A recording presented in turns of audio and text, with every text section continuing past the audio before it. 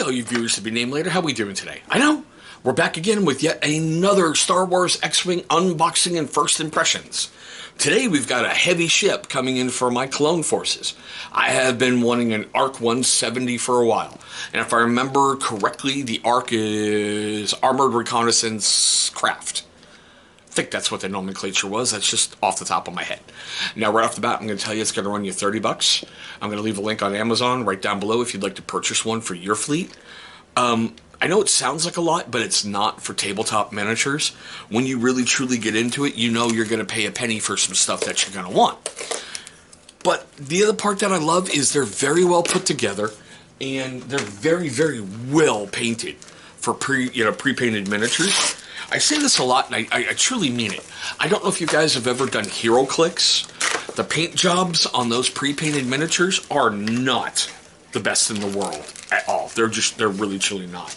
They look like your young child got a hold of a bunch of watercolors and just went, I'm going to help Daddy paint his forces. So forgive me for a moment while I'm getting this thing out of the package.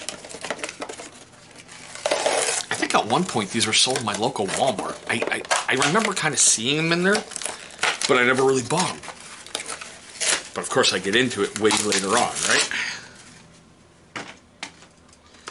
Alright, come on. Seriously?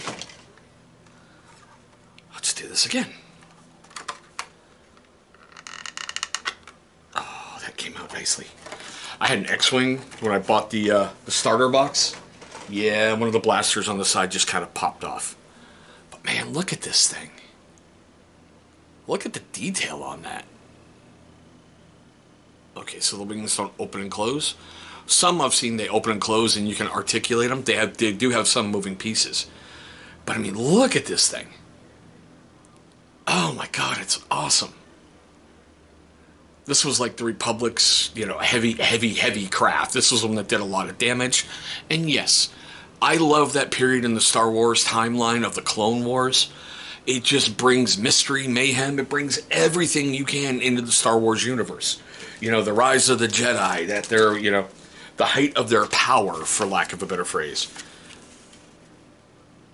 Oh, hey, look, some new rules. But still, we'll go over those at a later point. I mean, I'm really, really excited to get going on this thing.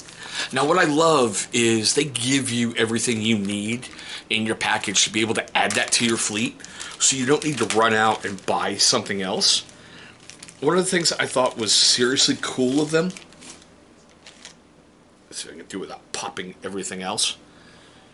See down below? Those are the plates. Those are the little cardboard plates that are going to go on your little movement tray. But each one of these is a different clone trooper. So if you want, you can have like Oddball, Wolf, Jag, or Sinker, or you can have just a generic pilot, which I think is seriously cool. You can customize it how you want to. I love the fact that they give you the little numbers that you can attach, because when you're running a big, huge fleet, you're going to need to keep track, and that just helps, designate it a little better. Now I'm going to show you the movement base.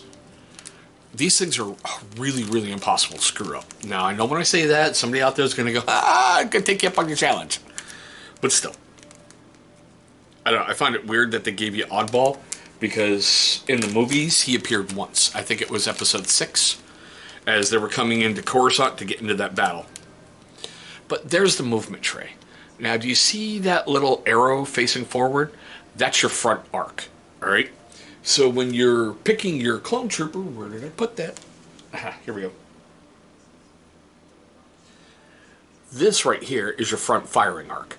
So that is going to be facing forward on that. The part that I thought was really, really cool is the pins that you have to use in order to attach the ship to the movement tray. They are really difficult to mess up when you put them in. Alright, hold on, get that out of the package. I don't know if you can see that too well, but they are slotted. So there's only one way they're going to go in. Okay, that's the bottom for the base. See? And then it goes on the movement tray. Pin goes right in the hole in the middle. Oh, hey, never really noticed that. It's a little triangle pattern. So they make it really, really hard for you to mess it up. See, it just sits in there.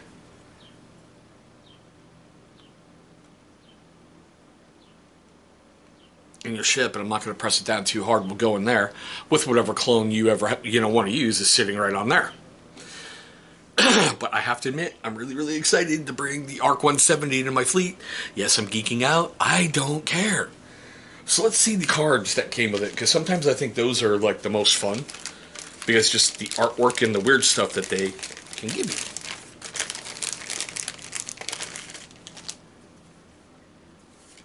See, I think that's cool. Underneath Oddball, they give you his clone designator number. Wolf, the same thing. Jag, the same thing. Sinker, the same thing. And see, I like it. They give you, like, little special ability cards. Now, the one thing I didn't like with X-Wing as opposed to Star Wars Armada, in Armada, they have points on the cards.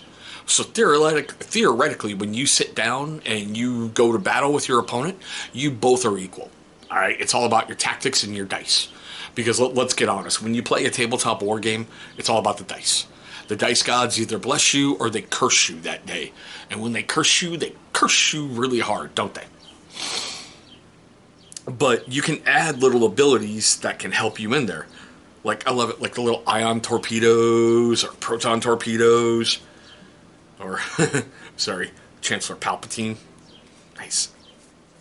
I don't know,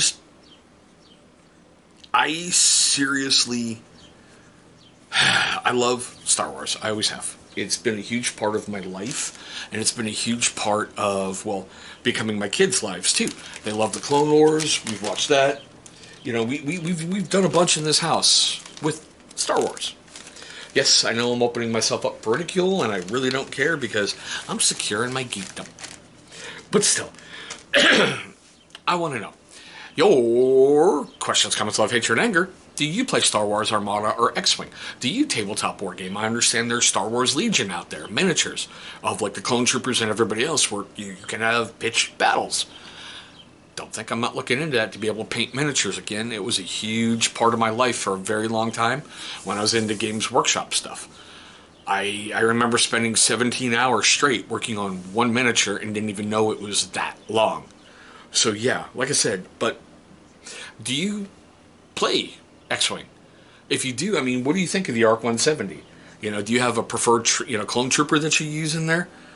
I don't know. I just got it in, and I'm really, really excited to kind of sort it through, because I also got the other stuff with the V19 Torrents that I just did a review on. So basically, I just got 3 gunships and a Jedi for my clone forces so far. But like I say, I want to know any questions, comments, love, hatred, anger. All that fun stuff, alright? And guys, no, we're not going to close out the usual way. I am going to say, though, if I made you laugh, made you cringe, made you cry, made you do any of that during this video, please hit your big old thumbs up. It's only going to show love and support for the channel, and that is greatly appreciated. We are growing, and I appreciate all the support that all of you have given me. Seriously, it means a lot to me. But there we go, guys. You know, you're going to look in the corner, you're going to see the big channel symbol, or one of those 2 sides. Click on it, it'll bring you to subscribe. You're going to see 2 videos popping up. There we go. That is my quick unboxing and first impressions of the ARC-170 for Star Wars X-Wing. Thanks so much for watching. I hope all of you are having a great day, a safe day, and I'll see all of you in our very next video.